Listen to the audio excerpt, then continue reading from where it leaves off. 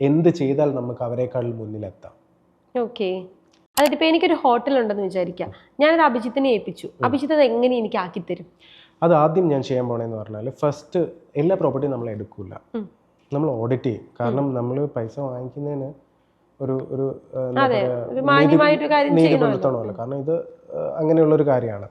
അപ്പം അന്ന എനിക്കൊരു പ്രോപ്പർട്ടി, അന്നയുടെ പ്രോപ്പർട്ടി എനിക്ക് തരുമ്പോൾ ഫസ്റ്റ് ഞാൻ ഓഡിറ്റ് ചെയ്യും, എന്താണ് ഇപ്പം അതിൻ്റെ അവസ്ഥ, ആ പ്രോപ്പർട്ടി ഇപ്പോൾ എവിടെയാണ് നിൽക്കുന്നത്, ഈ ഒരു അനാലിസിസ് ഫുള്ള് നടത്തും. ഒരു കേസ് സ്റ്റഡിയാണത്.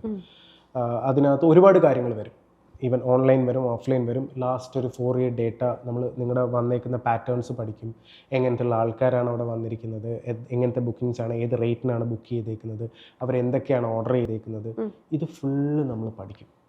എന്നിട്ട് ആ ലൊക്കേഷൻ പഠിക്കും, അവിടെ എത്രമാത്രം ആൾക്കാർ ട്രാവൽ ചെയ്യുന്നുണ്ട്, തൊട്ടടുത്തുള്ള പ്രോപ്പർട്ടീസ് എത്രമാത്രം ബിസിനസ് ചെയ്യുന്നുണ്ട്, എന്തുകൊണ്ട് നമ്മൾ ഇവിടെ നിൽക്കുന്നു, എന്ത് ചെയ്താൽ നമുക്ക് അവരെക്കാൾ മുന്നിലെത്താം. ഓക്കെ. ഈ ഡേറ്റാസ് മൊത്തം പഠിച്ചിട്ടാണ് നമ്മൾ ഒരു ആക്ഷൻ പ്ലാൻ കൊണ്ടുവരുന്നത്, ഇംപ്ലിമെന്റ് ചെയ്യാണ്. ഇത് നമ്മൾ പ്രപ്പോസ് ചെയ്യും, അന്നയ്ക്ക് നമ്മൾ തരും, this is the proposed plan. അതൊരു 90 days പ്ലാൻ ആയിരിക്കും. ഈ പ്ലാനാണ് കംപ്ലീറ്റ്ലി ട്രാൻസ്ഫോം ചെയ്യണത്. ഞാൻ പറഞ്ഞ നേരത്തെ 10 room 10,000 രൂപ കിട്ടേണ്ട സ്ഥാനത്ത് എങ്ങനെ 1 ലക്ഷത്തിലേക്ക് എത്തിക്കുക എന്നുള്ളത്.